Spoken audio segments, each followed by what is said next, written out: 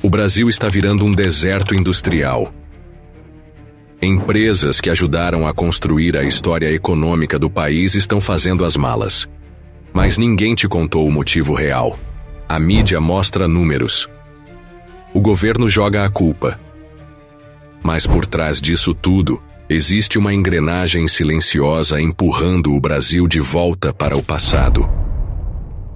Nos últimos 10 anos, mais de 36 mil indústrias fecharam as portas no Brasil.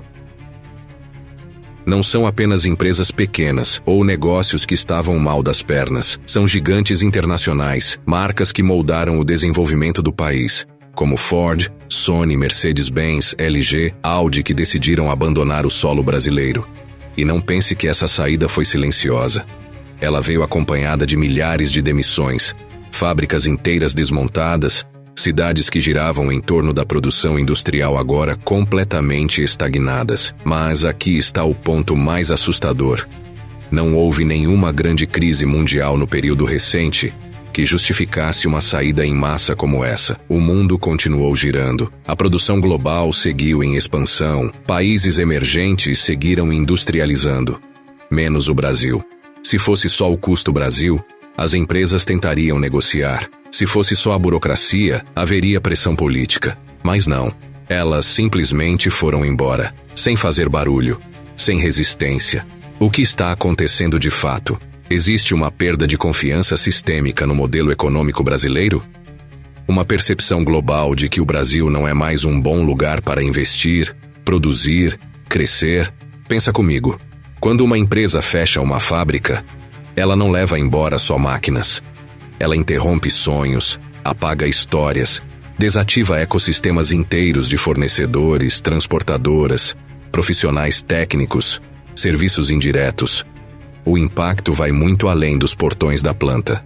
A sensação é de que o Brasil está se tornando um país onde é mais fácil importar do que produzir, mais fácil vender do que inovar, e mais fácil ir embora do que lutar. E isso não é só um problema econômico. É um sintoma de algo mais profundo. Algo estrutural. Algo que, se não for entendido agora, vai comprometer não só o presente, mas o nosso futuro como nação. Para entender o que está afugentando as indústrias do Brasil, a gente precisa olhar além dos discursos prontos. O chamado custo Brasil é real. Isso inclui impostos complexos, transporte caro, energia instável e uma carga tributária sufocante. Mas não é só isso. A burocracia é um labirinto. Abrir, operar e fechar uma empresa no Brasil pode ser um pesadelo administrativo que consome tempo, dinheiro e paciência. Mas o buraco vai ainda mais fundo. O problema estrutural está na insegurança jurídica, em políticas que mudam a cada governo, em incentivos que somem de uma hora para outra. Como um investidor estrangeiro vai confiar num país onde as regras do jogo mudam no meio da partida? E tem mais. A infraestrutura brasileira está décadas atrasada. Rodovias esburacadas, portos lentos, ferrovias quase inexistentes. A logística aqui encarece tudo. E isso, numa indústria que vive de margens, é fatal. As empresas não querem sair. Elas são empurradas. E quando saem, vão para lugares como México, Colômbia ou até Paraguai, países que no passado nem eram considerados concorrentes diretos, mas hoje estão engolindo o protagonismo que um dia foi nosso. Agora vamos conectar os pontos. O Brasil perdeu competitividade industrial porque decidiu não ser um país industrial. Parece duro, mas é real. Nos últimos anos, enquanto o mundo investia em tecnologia, inovação, formação técnica e produtividade, aqui a indústria foi tratada como um setor velho, ultrapassado, quase como um peso morto.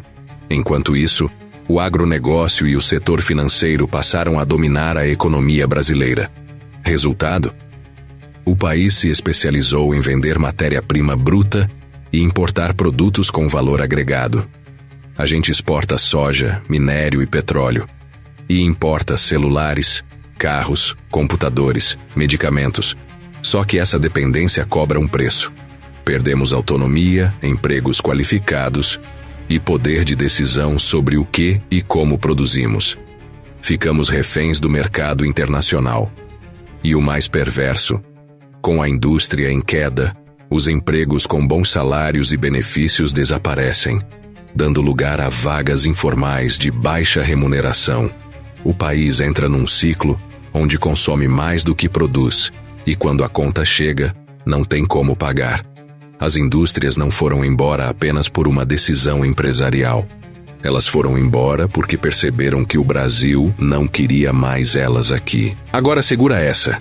Enquanto o Brasil via sua indústria minguar, outros países fizeram exatamente o contrário.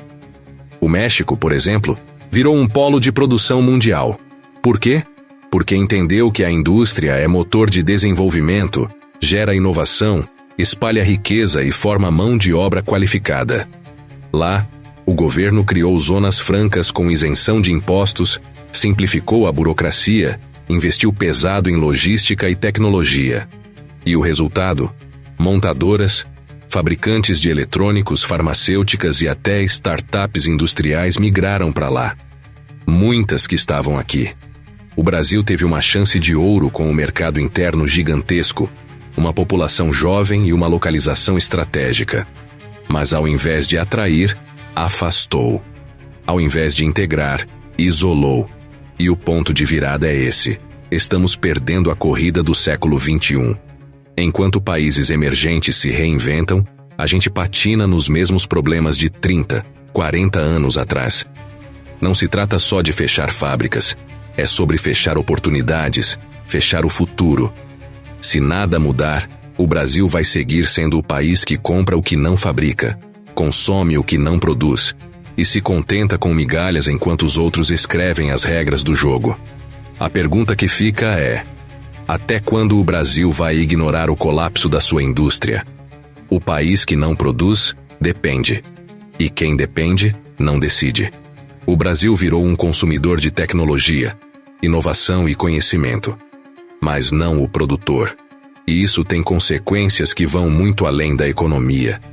Isso afeta nossa soberania, nossa capacidade de reagir a crises, nosso poder geopolítico no mundo.